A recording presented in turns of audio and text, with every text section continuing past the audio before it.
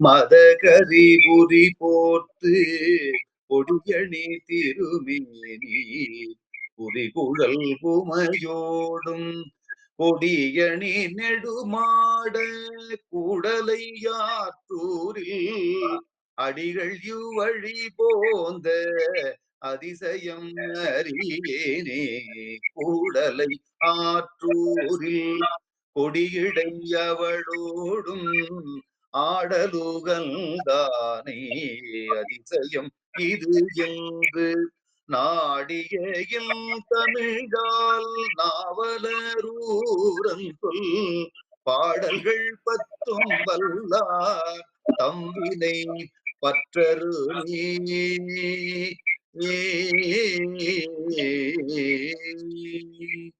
திருச்சிற்றம்பலம். ஐயா சிவாய நம ஐயா. சிவாய நம. நன்றிங்கய்யா. சிவாயம். திருச்சிற்றம்பலம். வன்மை தரும் ஆகம நூல் வைத்த பொருள் வழுவா உண்மை விளக்கம் குறை செய்ய இன்மதம் சேர் அந்தி நிற தந்தி முகம் துந்தி வயிற்று ஐங்கரனை பந்தம் அறந்தியுள் வைப்பார். திருச்சிற்றம்பலம். அடியார் பெருமக்களுக்கு வணக்கம். எல்லாம் வல்ல சிவகாமி அம்மையுடனாகிய அம்பலவான பெருமானது திருவருள் பெருங்கருணையினாலும் அருபான்மை நாயன்மார்களது குருவருளினாலும் பேரூர் மணிவாசகர் அருட்பணி மன்றம் நடத்துகின்ற சைவ பாட வகுப்பில்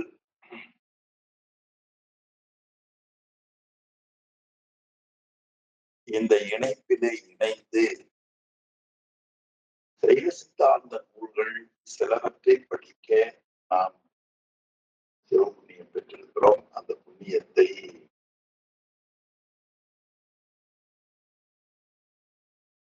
கருணையோடு வழங்கியவருடைய திருவருளையும் குருவருளையும் போற்றி கேட்டு சிவபுண்ணியம் பெறுகிற தொண்டர்களின் திருவடிகளையும் வணங்கி நாம் படிக்கின்ற சைவ சித்தாந்த நூல்களின் குறையாசிரியரும் சைவ பாட வகுப்பினுடைய நெறியாளருமான புலவர் முனைவர் சென்னியப்பனாரையா அவர்களின் திருவடிகளையும் மனமுழுமைகளாலே வணங்கி மகிழ்வோம். நூலாசிரியர் உமாபதி சிவாச்சாரியாருடைய திருவடிகளையும் மனமுழுமைகளாலே வணங்கி மகிழ்வோம். நண்பர்களே, சைவ சித்தாந்தத்தில் நெஞ்சு விடுத்தூது என்ற நூலை எல்லாம் பல பரம்பொருள் கருணையோடு சிந்திக்க வைத்திருக்கிறது. அதுவே நேற்றைய தினத்தில் நாம் சிந்தித்த பகுதி நெஞ்சு விடுத்தூதில் 9வது தலைப்பு இறைவன் பெருமை. 10வது தலைப்பு ஞான குரு, ஞானாசிரியர் என்பதை நமக்கு ஆசிரியர் ரொம்ப அழகுடன் காட்டியிருக்கிறார். அதுல எனக்கு ஒரு கருத்து தோன்றுகிறது. நம்ம ஏதாவது ஒரு பொருள் சரியா போக்கஸ் பண்ணணும்னு வைங்க, ஏதேனும் ஒரு பொருளை நல்லா வெளிப்படையா காண்பிக்க வேண்டும் என்றால் அதுல ஒரு மேடை மேல அழகான ஒரு விரிப்பு, அந்த விரிப்பு மேல ஒரு தட்டு, அந்த தட்டுக்கு மேல அந்த பார்க்கக்கூடிய பொருள் பார்த்த உடனே அந்த பொருள் தெரியும்படியா அந்த பேக்ரவுண்ட் எல்லாம் இருக்கும், மின்புலம் எல்லாம் அதுக்கு இருக்கும். அது மாதிரி படிக்கக்கூடிய மாணவர்கள் சரியாக நல்ல பொருளை உணர்வதற்கு ஏற்ப இந்த நெஞ்சு விடுத்தூதை அமைத்திருக்கிறார். ஒரு தலைப்பிலேயும் இருக்கிற அந்த செய்திகளை மாணவர்கள், படிக்கிற அன்பர்கள் எளிமையாக புரிந்து கொள்ள, அது உமாபதி சிவாச்சாரியாருக்கே இருக்கக்கூடிய ஒரு தனி நடை. அது நீங்க ஒரு தடவை 2 முறை பார்க்கிற பொழுதுதான் அது தெரியும். இப்ப ஞானாசிரியரை பற்றி கூற வந்த உமாபதி சிவம் இறைவனை பற்றி காட்டுகிறார். இறைவன் எங்கிருந்து வருகிறாங்க என்றால், இறைவன் 7வது தலைப்பில ஈசன் பெருமை என்று காட்டுகிறார். அந்த ஈசன் பெருமை காட்டுகிற பொழுது நேர கைலாயத்துக்கு அழைத்து போயிட்டார்.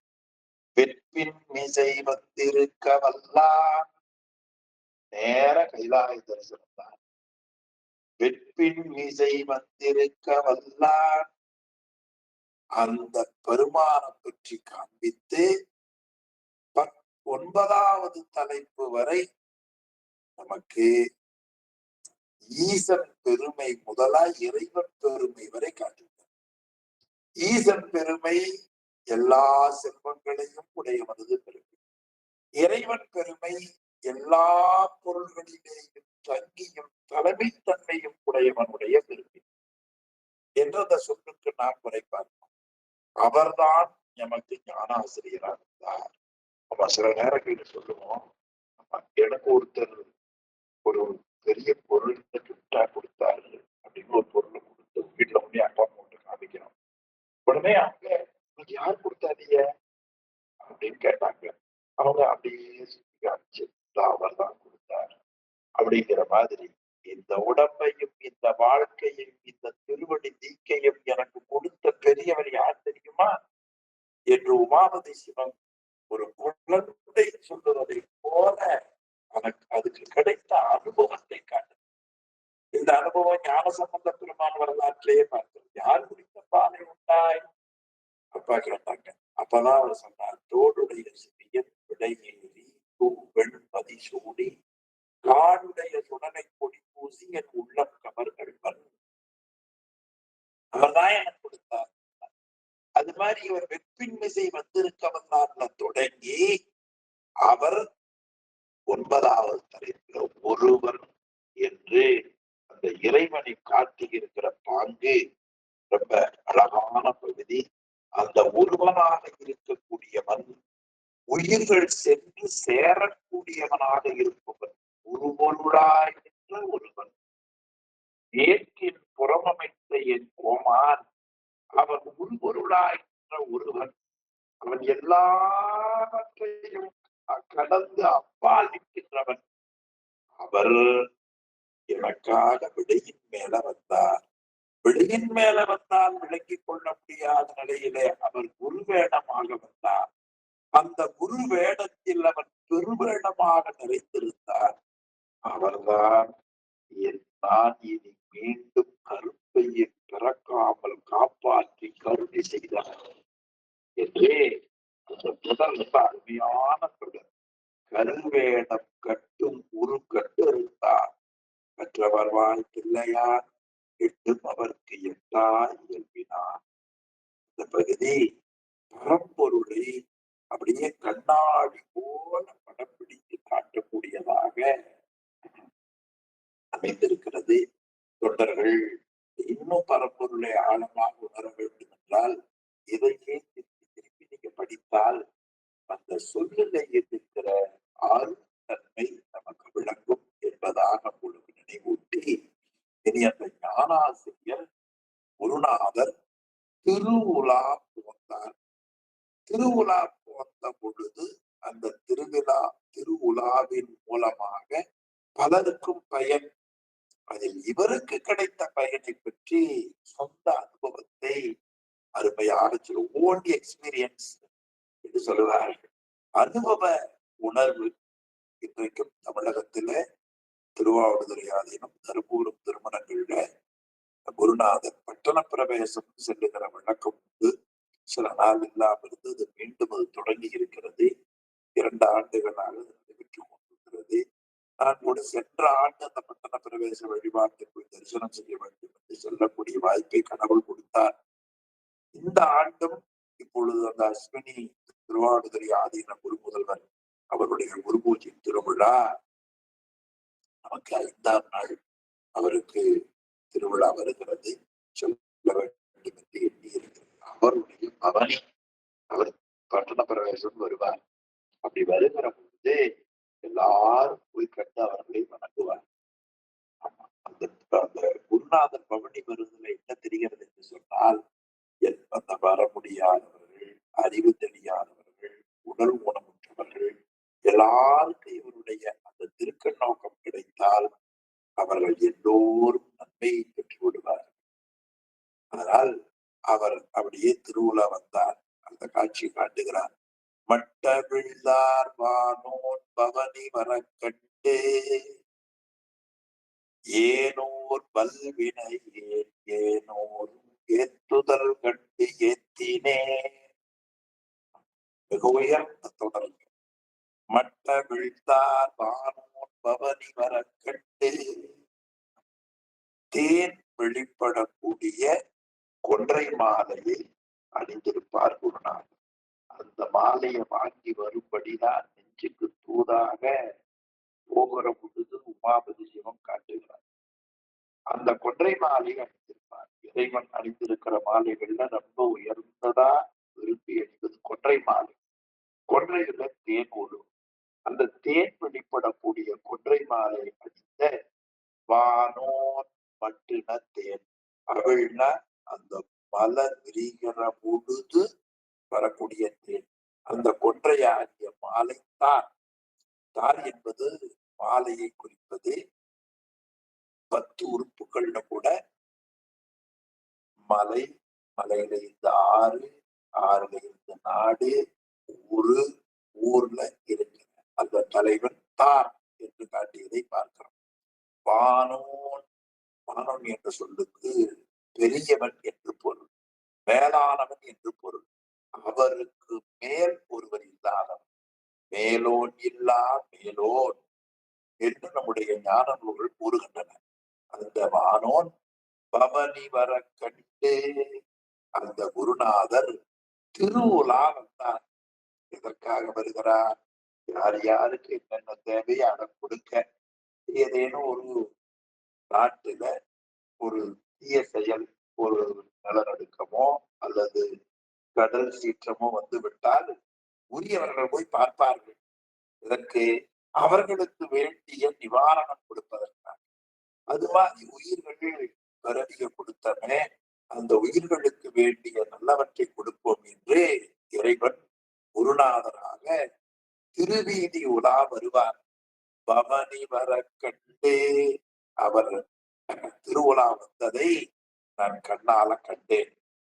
எல்லாரும் போய் வணங்கினார்கள். ஆனால் நான் போய் வணங்கல. நியாயமா எல்லாரும் போய் வணங்கி நிற்கிறோமா இல்லையா? இவருக்கு வணங்கணுங்கிற எண்ணம் வரல. அதற்கு காரணம் சொல்லுகிறார். வல்வினையே, எனக்கு நல்வினை இல்லை, வல்வினை இருந்தது. எனக்கு இருக்கிற அந்த கொடியவனையின் காரணமாக மெய்யுணர்வு தலைப்பட்டு அவரை வணங்காமல் இருந்தேன். ஏனோரும் ஏத்துதல் கண்டு ஏத்தினேன். எல்லாரும் மெய்யுணர்வு தலைப்பட்டவர்கள் அவரை போய் வணங்கினார்கள். அந்த மெய்யுணர்வு தளர்ப்பட்டவர்கள் போய் வணங்கிய பொழுது, சரி அவர்கள் எல்லாம் வணங்குகிறார்களே, நாமும் வணங்கலாம் என்று வணங்கினேன். ஏத்துதல் கண்டு ஏத்தினேன். மேல பாருங்க, பவனி வர கண்டுன்னு ஒரு சொல், ஏற்றுதல் கண்டு ஒரு சொல், ரெண்டு கண்டு கண்டு வருது. அவர் திருவுலா வந்தார், அதை நான் கண்ணால் பார்த்தேன். எல்லாரும் போய் அவரை வணங்கினார்கள், அதை கண்டு நான் வணங்கினேன். அப்ப திருவுலா வருவதாலும் ஏனையோர் வணங்குவதாலும் ஏனையோருக்கு அது ஒரு பாடம் போல அமைந்து பாருங்க. ஏத்துதல் கண்டு ஏத்தினேன் தான் என்னை பார்த்தார். தான் என்பது குருநாதரை குறிப்பது. குருநாதர் யாரு? அவர் மறைஞான சம்பந்தர். அவர் என்ன செய்தார்? முதல்லையே சொல்லிட்டார். வெம்பும் பிறவியலை வீழாமல் வீடடித்த சம்பந்த மாமுனிவன் தம்பிரார். அந்த சம்பந்த மாமுனிவனைத்தான் ஆசிரியர் தான் என்று காட்டுகிறார். பெரியவர்களை அப்படி சொல்லுகிற வழக்கம் உண்டு. தான் என்னை பார்த்தார். அந்த மேலோனாக இருக்கிற குருநாதர் அடியேனை திருக்கண் நோக்கத்தால் என்னை பார்த்தார்கள். என்னை பார்த்தார். அப்படி பார்த்த உடனே அவருடைய பார்வை அருள் பார்வை. கண்ணுக்கு உறுதியான ஆற்றல் உண்டுங்க. சில பேர் நல்ல உள்ளமுடையவர்கள் வயல் காட்டுல அப்படியே தளிக்காத சில பயிர்களை பார்த்தால் அது உடனே தளிர்த்து விடும். சில பேர் தளிர்த்திருக்கிற அந்த வயக்காட்டை பார்த்தால் அது குன்றுவதற்கு வாய்ப்பு. கண்ணோடு கண்ணினை நோக்கி வாழ்த்துக்கள் என்ன பயணம் என என்று கண்ணுக்கு இருக்கிற கண்ணோட்டத்தை பற்றி திருவள்ளுவனாயனார் ரொம்ப அழகா காட்டுறார். தான் என்னை பார்த்தான் பழைய வினை பஞ்சமலர் புத்து எல்லாம் நீத்தான். ஆக 2 காரியங்கள் செய்தார்.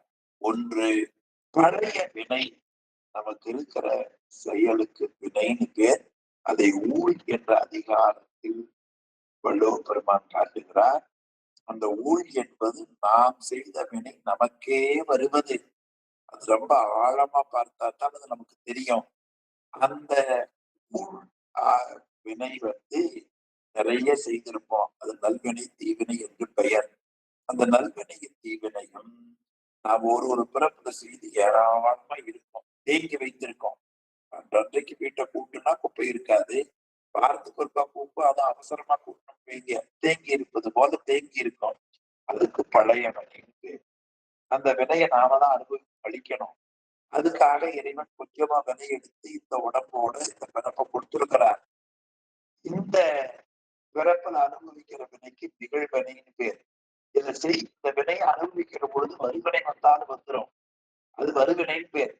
அது குருநாதருடைய திருக்கண் நோக்கத்தால் பழைய வினை நீக்கினார். திருக்கண் நோக்கத்தால் பழையவனை முழுவதும் நீக்கப்படும். இன்றைக்கு நீக்க கொடுக்கிற பொழுது ஞானாசிரியர் அவருடைய திருக்கண் நோக்கத்தை நம் மீது செலுத்துவார். அப்பொழுது நம்முடைய பழைய வினை முழுவதும் சுட்டரிக்கப்படுவதாக நூல்கள் சொல்லுகின்றன. அவ்வளவு வினையும் சுட்டரிக்கப்படுமா என்றால் ஒரு எளிமையான மேற்கோள் காட்டினார் ஞானசம்பந்த பெருமான். விண்ணொரு அடுக்கிய விறகின் வெவ்வளல் உண்ணிய முயலவை ஒன்றும் இல்லையா. எப்படி மேற்கோள் பாருங்க. நீங்க பெரிய குச்சி தட்டு போர் வைக்கோல் வைக்கப்பட்டிருக்கிறது. அவ்வளவு பெரிய வைக்கோலுக்கு அவ்வளவு பெரிய நெருப்பு வேண்டாம். ஒரு சின்ன குச்சி வச்சீங்கன்னா முழுவதும் எரிந்து விடும். அது போல குருநாதனுடைய திருக்கண் நோக்கத்தால் நீங்க செய்த பழைய வினை எல்லாம் குருநாதன் என்னை பார்த்தால் பழைய வினை, நாம் முன்னால் செய்திருக்கக்கூடிய அந்த வினைகள் அவை முழுவதையும் நீக்கும்படியாக செய்தார். எவ்வளவு பெரிய உபகாரம் பார்த்தீங்களா குருநாதனால இல்லையா.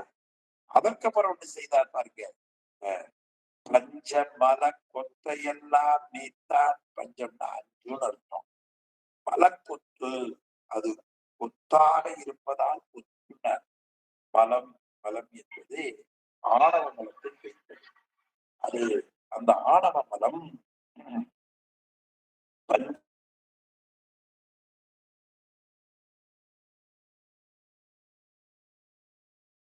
பஞ்சமல கொத்தை எல்லாம் நீத்தான். மலம் என்பது ஆணவம். ஆணவத்தை போக்கிக் கொள்வதற்காக இறைவன் மாயையை கூட்டினான். அதன் மூலமா கண்மம் வந்தது. இந்த மாயையிலே இருந்து மாயேயம் என்ற கருவிகள் வந்தன. இதுல அறிவு விளக்கம் கொடுப்பதற்காக சக்தி, அருட்சக்தி மறைப்பு சக்தியாக வந்தது. அதனால அதுக்கு திரோதான சக்தின்னு பேர். அப்ப ஆணவம், கண்மம், மாயை, மாயேயம், திரோதாயி 5 பஞ்சமல கொத்து. 5 பஞ்சமல கொத்து உங்களுக்கு ஞாபகம் மறந்துடும்னா உரையாசிரியர் பெருமகனார் 54வது பக்கம் 2வது பத்தியில காட்டியிருக்கிறார். நீங்க வகுப்பு முடிஞ்சதும் பார்த்துங்க. பஞ்சமல கொத்தை எல்லாம் நீத்தான். பிறகு நினைவு வேறாக்கினான். என் நினைவு முழுவதும் பழைய வினையின் காரணமாகவே வந்தது. என் நினைப்பு முழுவதும் ஆணவம், கர்மம், மாயை, மாயேயம் மறைப்புக்கு ஏற்பவே என் நினைப்பு இருந்தது. நாங்க சொல்லுவோம், அது வேற எதையும் யோசிச்சுட்டு இருக்காரு, நீங்க சொல்றத கேட்கல, ஐயா உங்களை கூப்பிடுறாரு, உடனே அங்கிருந்து அந்த சிந்தனையை மாத்தி கவனிக்கல அப்படி சொல்லுவோம். அப்ப நம்முடைய நடப்பு எதை அடிப்படையா வருகிறது? வினையை அடிப்படையாக வரும். நாம் செய்த வினைக்கு ஏற்பத்தான் எல்லாம் வரும். இந்த தெளிவு ஊழ் என்ற அதிகாரத்தை நாம் விளக்கமாக படித்தால் தெரிந்து கொள்ளலாம். எனவே அந்த வினைக்கு ஏற்ப இருந்த நினைவு ஆணவம் கண்மம் மாயை திரோதானம் திரோதாய்க்கு ஏற்ப இருந்த அந்த நினைவு, அந்த நினைவுகளை எல்லாம் அவன் வேறாக்கி விட்டான். இதுவரை நான் தூய்மை இல்லாமல் இருந்தேன், நான் தூய்மை உடையவனாக அந்த நினைவு என்னுடைய எண்ணங்கள் எல்லாம் மாற்றி வேறாக செய்தார். எண்ணம் மாறுவது என்பது பெரிய வேலைங்க. ஆமா, எண்ணம் மாறுவதற்கு ஒரு கருத்து சொல்ற பாருங்க. இப்ப பெண் பிள்ளைகள் ஆண் பிள்ளைகளோடு நல்லா அழகா விளையாடி கொண்டிருப்பார். பெண் பிள்ளைகள் ஆண் பிள்ளைகளோடு விளையாடி கொண்டிருப்பாங்க. அவங்க பக்குவம் அடைந்துட்டாங்கன்னு வச்சுக்க. பக்குவம் அடைந்த பொழுது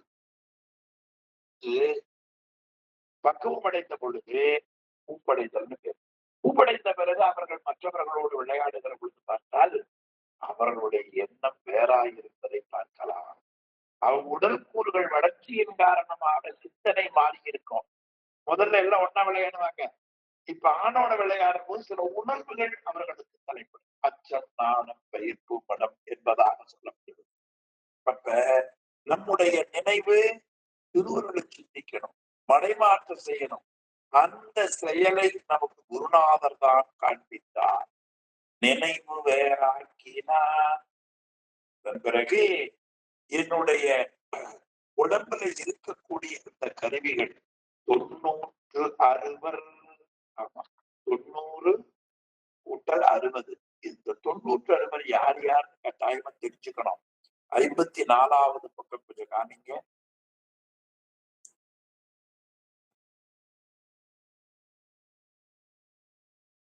அதுல வானோன்களே காமிங்க. நான் முன்னமே சொன்னேன், வானோன் மேலானவன், பவனி உலா, தான் என்னை பார்த்தார். இதுக்கு நயன தீக்கைன்னு பேர். இது இப்ப நான் பாடுத்திடும் போது நினைவு இருக்கும், பிறகு மறந்துவிடும். அதை எடுத்து பார்க்கிற வசதியா. பழைய வினை, சஞ்சித வினை, அதான் பழைய வினைன்னு பேர். சஞ்சித வினைனா வடமொழியில சஞ்சிதம், தமிழ்ல பழைய வினை. பஞ்சமன கொத்து, ஆணவம், கர்மம், மாயை, மாயேயம், விரோதாயி, இந்த அஞ்சையும் நீக்கினார். பிறகு 90 96 தத்துவங்கள். அது தத்துவம், தாத்வீகம் ரெண்டும் சேர்ந்தது. அது என்னென்ன அழகா போட்டிருக்காரு பாருங்க. நிலத்தினுடைய கடின தாதுக்கள். இது இந்த உடம்பு 5 பூதங்களின் சேர்க்கையால் அமைந்தது. நாம் உண்மை விளக்கம், வனவாசம் கிடந்தாளருடைய உண்மை விளக்க நூல் பார்த்தோம். அதில் பூதங்களை பற்றி 4வது பாடல்ல சொல்லுகிறார். அதுல பூதங்களை பற்றி சொல்லிக் கொண்டு, இவற்றால் ஆன்மா உரு காயம் உற்று, இந்த 5 பூதங்களால் தான் ஆன்மாவுக்கு இந்த தேகம் கிடைக்கப்பெற்றது.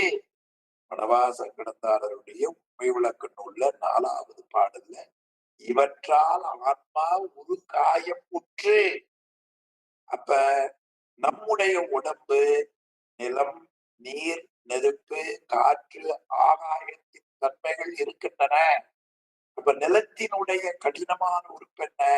நம் உடம்புல இருக்கிற எலும்பு, இறைச்சி, பயிர், தோல், பல், இதெல்லாம் நிலத்தினுடைய தன்மை.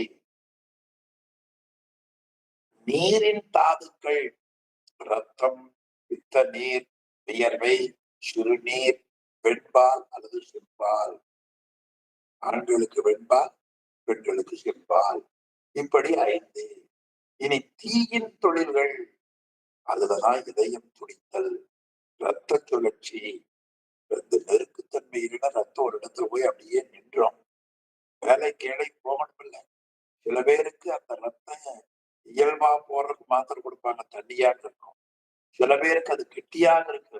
இப்படியெல்லாம் நமக்கு இருப்பதை பார்க்கிறோம். ரத்த சுழற்சி, இறைப்பை அரைத்தல் ரொம்ப முக்கியமானது. நாம சாப்பிடுற சாப்பாடெல்லாம் கிரைண்டர் மாதிரி அந்த வயிற்றுல அரைச்சு குட்டிட்டே இருக்குது பாருங்க. அது எதனால் அணைக்கிறது? இறைவன் கொடுத்த அந்த சூடுதான். அந்த சூடு கூட அம்மாவுடைய தொப்புள் கொடியில இருந்து கிடைக்கப்பட்டது. பட்டினத்தார் ஒரு வகையாக காட்டுவார். அன்னையிட்ட அன்னையிட்ட தீ அடிவயிற்றிலே என்று சொல்லுவார். ஆக இறைப்பை அரைத்தல், கண்கள் இமைத்தல், உடலின் வெப்பம், மூளையின் தொழில், இது தீயின் தொழில். வாயுக்கள் 10 நமக்கு இருக்கக்கூடிய வாயுக்கள். அது 23வது பக்கம். கொஞ்சம் அதை நினைவில் கொள்வது நல்லது என்றுதான் நான் நினைக்கிறேன். 23ஆம் பக்கம் வாய்ப்பு இருந்தா காமிங்களேன். என்னென்ன வாயு? பிராணன், ஆமா, ஒப்பார் பிராணன், பிராணவாயு, அபான வாயு, உதான வாயு, வியான வாயு, சமான வாயு, நாகன், தனஞ்சயன், கூர்மன், கிருகரன், தேவதத்தன். இப்படி 10 வாயு கடவுள் வச்சிருக்காரு. அதில் இஸ்லாமியர், கிறிஸ்தவர், பணக்காரர், ஏழைனா இந்த பாகுபாடு காட்டினார். எல்லாருக்கும் 10 வாயு. 54வது பக்கம் வருவோம். 10 வாயு. அப்ப என்னாச்சு? நிலத்துக்கு 5, நீருக்கு 5, நெருப்புக்கு 5, 15, வாயுக்கள் 10, 25. இனி நாடிகள் 10. அது இடைகலை, பிங்கலை, சுழுமுனை, அத்தி, அலம்புடை, காந்தாரி, சிங்குவை, புருடன், சங்கினி, குகு. 10 நாடி. அதாவது சுனாமி வந்தா கூட அந்த அலைக்கு ஒரு பேர் வச்சிடணுமா இல்லையா? சுனாமி வந்துட்டு இருக்குது, அது அலைக்கு பேர் வைக்கிறோம். ஒவ்வொன்றுக்கும் ஒரு பேர் வைக்கிறோம் இல்லையா? நல்ல பேர் வைக்கிறத நினைவு விட்டுனா, பள்ளியில படிக்கிற பொழுது அறிவின்மை காரணமா பாடம் சொல்லி கொடுக்கிற வாத்தியாருக்கு நாமே பேர் வைக்கணும் இல்லையா? அப்படி பேர் வச்சதுனாலதானே நமக்கு பாட விளக்கல. ஆனாலும் இறைவன் கருணை கொண்டு ஆசிரியரை அமைத்திருக்கிறார். ஏன் அவர்கள் பொறுத்து கொண்டார்கள்? அறிவின்மை காரணமா வச்சோம். இப்ப அறிவு வந்த உடனே அப்படி எல்லாம் தவறா பேசுறாங்க அப்படின்னு வருத்தப்படுகிற எண்ணத்தையும் நமக்கு கடவுள் வச்சிருக்காங்க. ரொம்ப மிஸ் பண்ணது வாத்தியார் இல்லையா? பெற்றோர்கள் விட வாத்தியார்கள் உயர்ந்தவர். அவர்கள் தான் நமக்கு தெளிவை காட்டுபவர்கள். எனவே அந்த நிலம், நீர், நெருப்பு, ஆச்சு, காற்றாச்சு, ஆகாயத்துக்கு பாருங்க 10 நாடிகள். ஆக நாடி 10, வாயு 10, 20, தீயின் தொழில் 5, நீரின் தாது 5, நிலத்தின் தாது 5, 25, 10, 35, 10, 45 ஆச்சு. இனி குற்றங்கள் 6. காமம், குரோதம், லோபம், மோகம், மதம், ஆச்சரியம். வாக்குகள் அது 4 வாக்குகள். அது சூக்குமை, அடுத்து வைசக்தி, மத்திமை, வைகரி. கலைகள் 5. சாத்தியர்களை, சாத்திகளை, வித்யாகளை, பிரதிட்டாகளை, நிவர்த்திகளை. ஞானேந்திரிய விடயம். ஞானேந்திரியம்னா அறிகருவிகள். அறிகருவிகள் மூலம் என்ன செய்யணும்? ஓசை, ஊறு, உரு, சுவை, நாற்றம். கர்மேந்திரிய விடயம் கொடுத்தல், பேசுதல், நடத்தல், ஏற்றல், இடுதல். தத்துவங்கள் 36. அவையாவன பூதங்கள் நிலம், நீர், நெருப்பு, காற்று, ஆகாயம் 5, சுவையொளி, ஊறு, ஓசை, நாற்றம் 5, அதனுடைய தன்மாத்திரை. அறிகருவிகள் மெய்வாய்க்கண், செவி, மூக்கு 5. தொழிற்கருவிகள் கையி, வாயி, காலு, எரிவாய், கருவாய், மனம், புத்தி, சுத்தமாகாரம் 4. ஆக 24. காலம், நியதி, கலை, வித்தை, அராகம், குருடன், மாய். இந்த 7 வித்தியாசத்துவங்கள் 7. காலம், நியதி, கலை, வருடம், கால, நியதி, கலை, வித்தை, அராகம், குருடன், மாயம். இது 7. அதுக்கப்புறமா சிவம், சுத்த தத்துவம். சிவம், சக்தி, சதாசிவம், சுத்த ஈஸ்வரம், சுத்த வித்தை. ஆக 36 தத்துவங்கள். உண்மை விளக்கத்துல நாம இதை விரிவா படித்திருக்கிறோம். ஆக மொத்தம் கூட்டினீங்கன்னா 96 கருவிகளால அறிவு விளக்கம் செய்வதற்கு கடவுள் கொடுத்திருக்கிறார். இவ்வளவு நமக்காகத்தான். ஆமா, எளிமையா 96 கருவி நமக்காக. பின்னால ஒரு புலவன் பாடினார், உலகம் பிறந்தது எனக்காக, ஓடும் நதிகளும் எனக்காக என்று மலர்கள் மலர்ந்தன எனக்காக, அன்னை மடியை விரித்தது எனக்காக. ஒரு ஆரம்ப நிலை இருக்கிறவனுக்கு கூட அறிவுறுத்தவர்கள் தான் திரைப்பிறப்பார். எனவே 96 கருவிகளையும் அவர் கொடுத்து அறிவு விளங்கும்படியாக செய்தார். அந்த 96 பயிர் தொக்கின் துவக்கு அறுத்தார். இதுதான் மிகப்பெரிய வேலை. ஆக 96 அந்த சொல்லுகிற பொழுது ஏத்தறிய 96 ஏத்துதல்னா சொல்லுதல். மேல சொன்னார் பாருங்க, மேல் தொடர்ல சொன்னார், ஏனோரும் ஏத்துதல் கண்டு ஏத்தினேன். அவங்க எல்லாம் மெய்யுணர்வு பெற்றவர்கள், அவர் ஏத்தினார்கள். இங்க என்ன சொன்னார், ஏத்தறிய 96 சொல்ல முடியாத இடர்களுக்கு காரணமாயிருக்கிறவைகள். அது இடர்கள் கொடுப்பதை நன்மைக்குத்தான் கொடுத்தார். நம்ம புத்தியால் அது இடருக்கு ஆயிடுச்சு.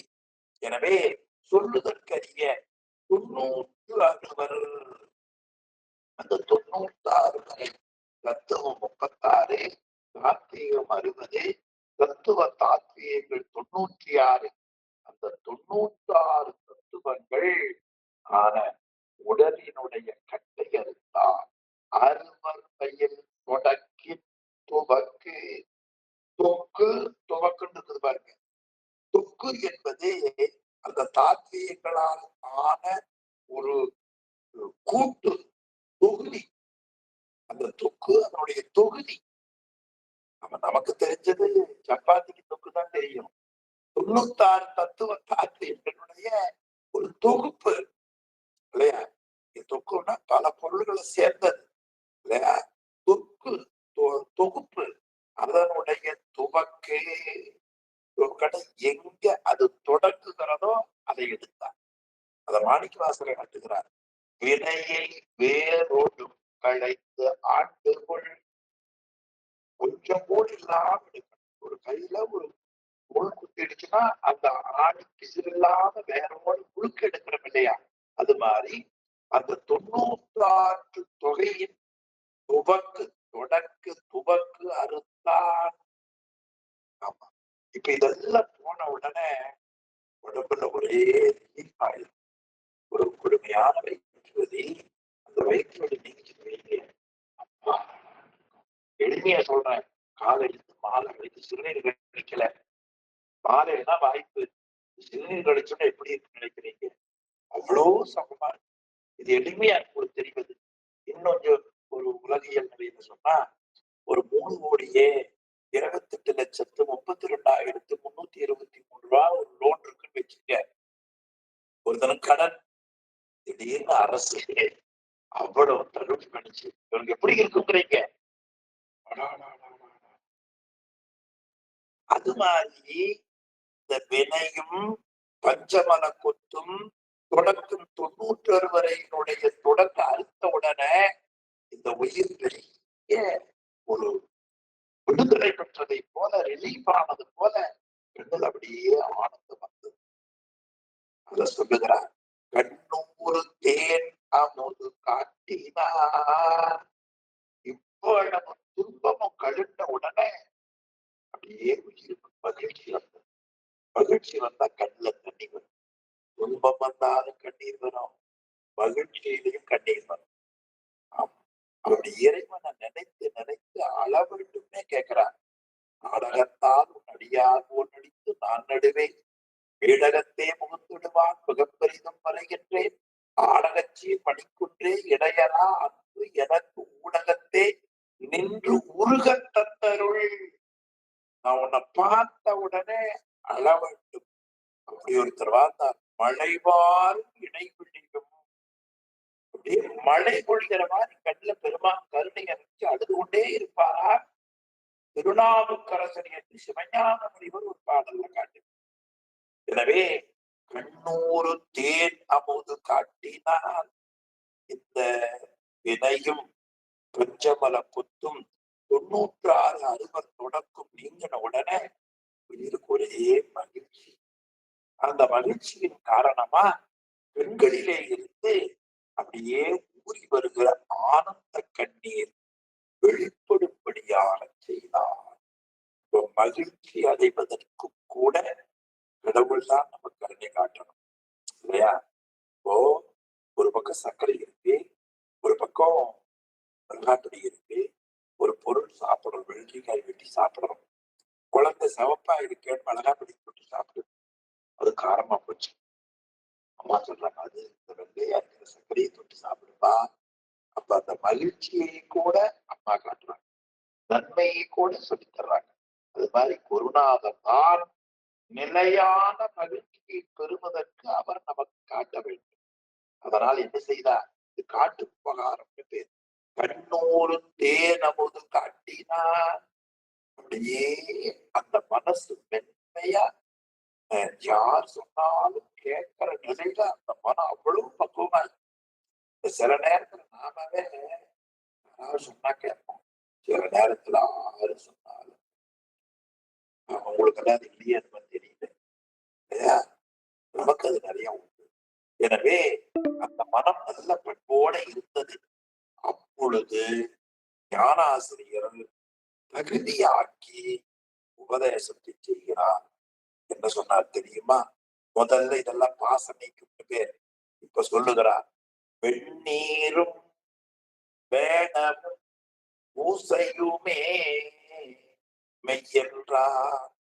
இந்த உலகத்துல எல்லா பொருளும் சாம்பலாகிவிடும். திருநீர், அந்த திருநீர் தான் எத்தனை மொழி சுட்டாலும் நீராக இருக்கும். எனவே அந்த வெந்நீர் தான் நிலையானது.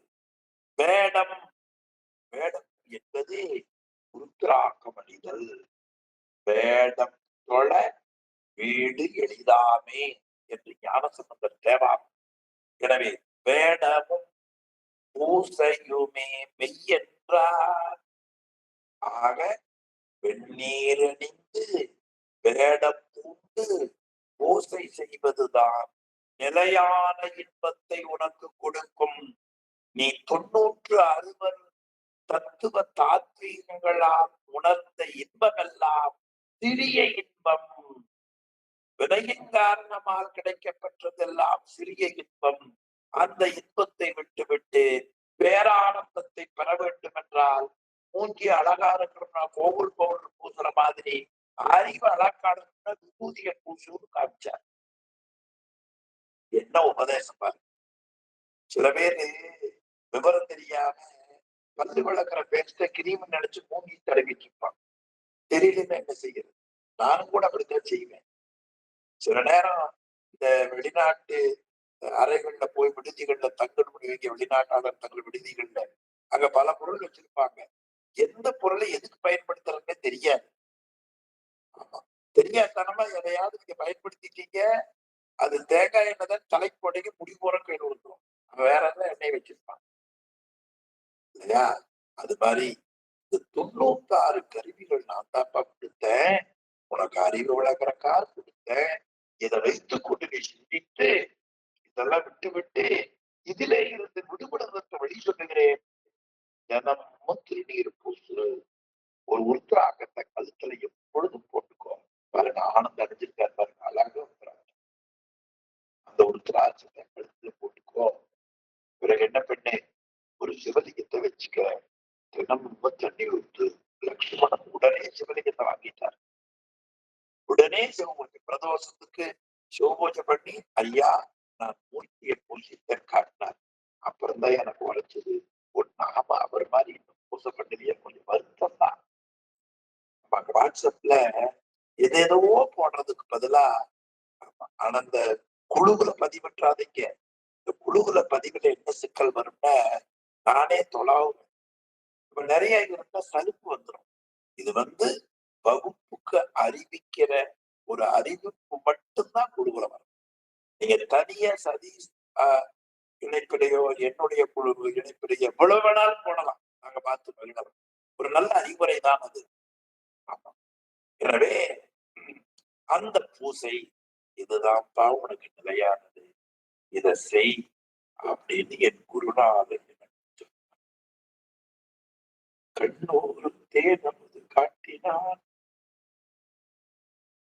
வெண்ணீரும் வேடம் பூசையுமே மெய்யென்றார். இதுல பூசை பண்ணுகிற பொழுது எப்படி பூசை பண்ணணுங்கிற சொல்லை வச்சுக்கிறார். திருநீர் பூசி பண்ணுகிற பூசைக்கும் பூசாம பண்ணுகிற பூசைக்கும் கொஞ்சம் வேறுபாடு. உருத்திராக்கம் போட்டு பூசை பண்றதுக்கும் போடாம பண்ற கொஞ்சம் வேறுபாடு. அதை பத்தி விளக்கம் கேட்கல. அது தனி பிரிவுல தான் ஐடி பார்ட்ல வச்சுதான் விளக்கம் சொல்ல முடியும். இது ஓபி, அதனால இவ்வளவு விளக்கம் சொல்ல முடியாது. நீங்க ஒரு பாடம் படிக்கிறது உதாரணமா இன்னைக்கு வகுப்பு 7:45 வச்சுங்களேன். நான் அனுஷ்டானம் பண்ணிட்டு வந்தா கூட வாய்ப்பு இருந்தா மீண்டும் குழந்தை பூசிருக்கேன். அப்புறம் தொடங்குற போது அப்படி விரும்பி போய் எடுத்துக்கணும். தொடங்க வணக்கம் சொல்ல சொல்ல குருநாதர் நினைச்சு விருதிப்பை எடுத்து, பெருமானே இன்றைய பாடத்தை நல்லா சொல்லும்படியா சொல்லுப்பா என்று என் அறிவை நான் ஒழுங்கு செய்து கொள்வேன். இந்த போட்டோ எடுக்கிற போது எப்படி பூஜையெல்லாம் கரெக்ட் பண்ணிக்கிறாங்க, அது மாதிரி அறிவை ஒழுங்குபடுத்துவதற்கு இதை தவிர வேறு கிடையாது. இதுதான் குருநாதர் எப்பொழுதும் இந்த ஜென்மத்துல கையில வைக்கிற ஒரு சிவபுண்ணியத்தை பார். எனக்கு எப்படா தெரிஞ்சதுன்னு கேக்குறீங்களா? எங்க அப்பா எனக்கு 6 வயது 7 வயது இருக்கிற பொழுது ஒரு கூட்டத்துக்கு கூட்டிட்டு போனார். அங்க ஒருத்தர் தலையில முக்காடு போட்டிருந்தார். அவர் கண்ணில் இருந்து தண்ணி வந்துட்டே இருந்தது. அவர் வகுப்பு நடத்திட்டு இருந்தார். வகுப்பு நடத்துறவங்க இப்ப கை எனக்கு 2 சும்மா இருக்கு. ஆனா அவர் ஒரு திருநீற்று பையில் ஒரு சின்ன திருவாசகம், திருக்குறள், ஒரு வெண்பட்டு போட்டு கையில வச்சுட்டு இருந்தார். இதை இப்படி வச்சுட்டே தான் பாடத்து விடுவார். எனக்கு தெரிஞ்சு நான் பார்த்ததுல திருநீரும் திருவாசகத்தையும் திருக்குறளையும் வெண்பட்டு மூடி கையில வச்சுட்டு இருந்த ஒரு நல்ல ஆசிரியர் அருட்கலைக்கழக ஆசான் பேராசிரியர் பாசுமணி ஐயா. இப்ப நான் அதை எப்படி லவ் பண்றதா என்னுடைய வாழ்க்கைய அமைத்துக் கொண்டிருக்கிறேன். என்னுடைய காதல் என் குருநாதரை போல நான் வாழ வேண்டும் என்பதுதான் என்னுடைய வாழ்க்கையில வேற லட்சியங்கள் கையில் வச்சிருந்தார். இதுதான் முதல் காட்சி எனக்கு. அப்ப என்ன இவரு கண்ணோம் அதை விட்டுருவோம், இதை பார்த்த அளவு வச்சுக்கோ, இதுல முன்னமே சொல்லியிருக்கிறேன். அப்ப அவர் வெந்நீர் பாடம் தொடர்ந்து வகுப்பு தொடங்கும், தொகுதி எடுத்து பூஜ்தான் தொடங்குவார். நிறைய பேர் ஒரு நல்ல சைவ மரபு வெந்நீரை பூசி பிறகு ஒருத்தராக கட்டாயம் ஒன்னோ ரெண்டோ நிறையவோ உங்களுக்கு விருப்பம் வேணும். கட்டாயமா தினமும் ஒரு சிவலிங்கத்துக்கு கொஞ்சம் தண்ணி விட்டு ஒரு பூ வச்சு பெருமானையே என்று ஒரு கைய தலை மேல வச்சு வணங்காத உயிரோடு இருந்திருப்படாது. அதைத்தான் குருநாதர் எங்க ஆசிரியர் சகலாகம் பண்டிதர் பட்டியப்பனார் என்ற ஒரு பேராசிரியர் பண்டி அவர்கிட்டதான் பேசுறார். எனக்கு என்ன வருத்தம்னா, நீங்க எல்லாம் அவரை பார்க்கல. உங்களை எல்லாம் பார்த்தா அவருக்கு கொள்ள பிரியமா இருக்கு, அவ்வளவு பிரியமா இருப்பார். தம்பி, இன்னைக்கு பூசை பண்ணாம காப்பிய குடிக்கிற பொழுது, பூசை பண்ணிட்டு வச்சுக்க, காப்பி குடிக்கிற பொழுது உள்ளிருந்து உமட்டிட்டு வாந்தி வந்துடும். அப்படி ஒரு உடற்கூறு வரணும். இன்னும் நமக்கு வரலையே. எனக்கு அதுதான் ஞாபகம் இருக்கு. பூசை பண்ணாம காவி யாராவது கொடுத்தா, ஐயா குடிங்கன்னு கொடுத்தா, அவர் சொன்ன, தம்பி வாந்தி வந்துடும், குடிக்காத. அப்படி சொல்றது என் நெஞ்சில் இருக்கு. எந்த ஊருக்கு போனாலும் குடித்து நீர் உண்டு ஒரு இலை வைக்காம இருக்கிற ஒரு தவ வாழ்க்கையை அவர் போட்டு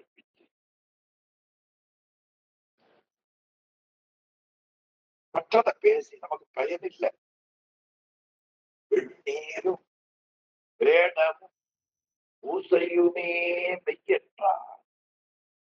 சந்தர்ப்பம் கிடைச்சா ஃபேஸ் வாஷ் பண்ற மாதிரி சந்தர்ப்பம் கிடைச்சா விபூதி பூசிடணும். எப்ப கிடைச்சு யாரை பற்றி கவலைக்கூடாது. என் உடம்பு என் ஆன்மா நல்லா இருக்க வேண்டும் என்றால் நான் அஞ்செழுத்தையும் திருநீரையும் பூஜையும் விடக்கூடாது. இது யார் சொல்லிக் கொடுத்தா? என் குருநாதர். யாருப்பா அவர் குருநாதர்? சம்பந்த மாமுனிவர். அவர் உனக்கு என்ன செய்தார்? எங்கும் பிறவி அலை வீடாக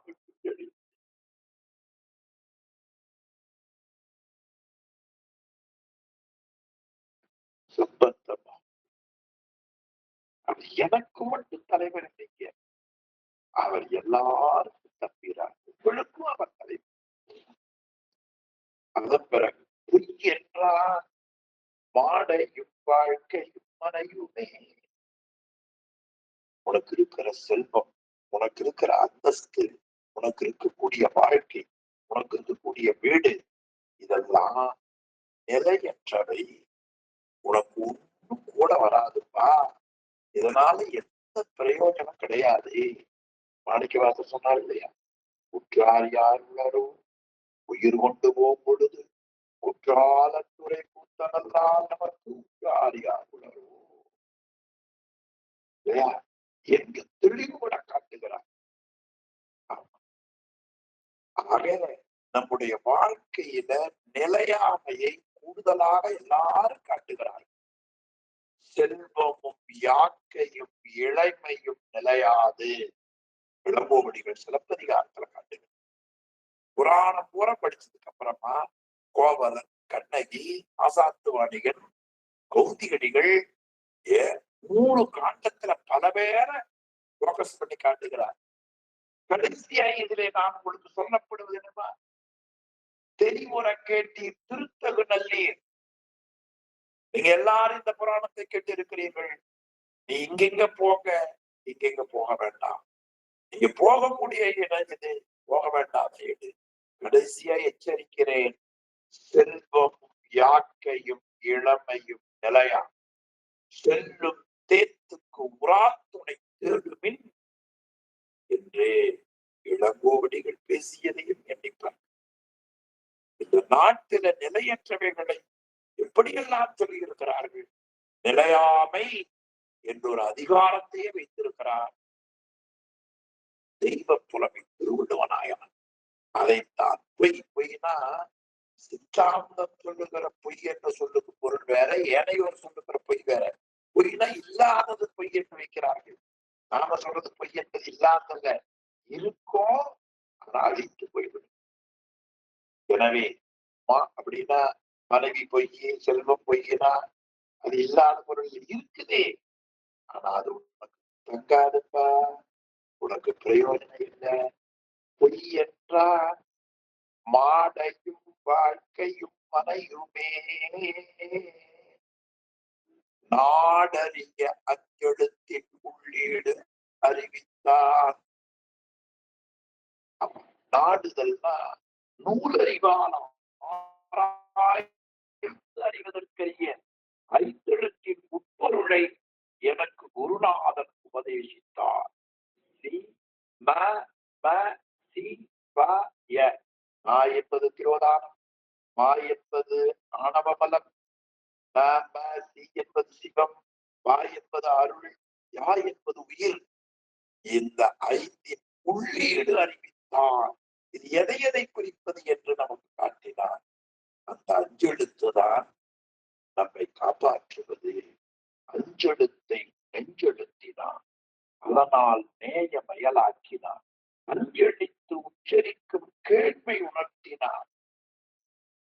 அதில் உச்சரிப்பு வச்சிருக்கும் அந்த வழியை ஆக்கினார். இவ்வளவும் குருநாதர் எந்த விதமான எதிர்பார்ப்பும் இல்லாமல் ஒவ்வொரு ஆன்மாவும் செய்வது. எனவே அந்த அஞ்செழுத்து சிந்தனையோடு இன்றைய வகுப்பை நாம் நிறைவு செய்வோம். சிவாய நம. சிதம்பரம் ஐயா, ஓர்மபுரி ஐயா. ஐயா சிவாயம். சிற்றம்பலம். வாழ்க அந்தணர் வானவரானினம் ஐயா ஐயா ஐயா போதும் ஐயா. ஐயா சொல்லுங்கய்யா. கேக்குதுங்களா? ஐயா நமச்சிவாயவே ஞானமும் கல்வி. சரிங்க. கேக்குதா? சிற்றம்பலம். கேக்குதுங்க. நமச்சிவாயவே ஞானமும் கல்வியும் பாடி நிறைவு பண்ணுங்க ஐயா. சரி. சரி. சிற்றம்பலம். நமச்சிவாயவே ஞானமும் கல்வியும் நமச்சிவாயவே நானறிவிச்சையும் நமச்சிவாயவே நானவின்று ஏத்துமே நமச்சிவாயவே நன்னெறி காட்டுமே நன்னெறி காட்டுமே. திருச்சிற்றம்பலம். வாழ்க அந்தணர்வானவரானினம் வீழ்க தழ்புனல் வேந்தனம் ஓங்குக ஆழ்க தீயதெல்லாம் அறநாமமே சூழ்க வையகமும் துயர் தீர்கவே. சிற்றம்பலம். தென்னாடுடைய சிவனே போற்றி, எந்நாட்டவர்க்கும் இறைவா போற்றி, ஏகம்பத்துரையந்தாய் போற்றி, பாகம் பெண்ணுருகான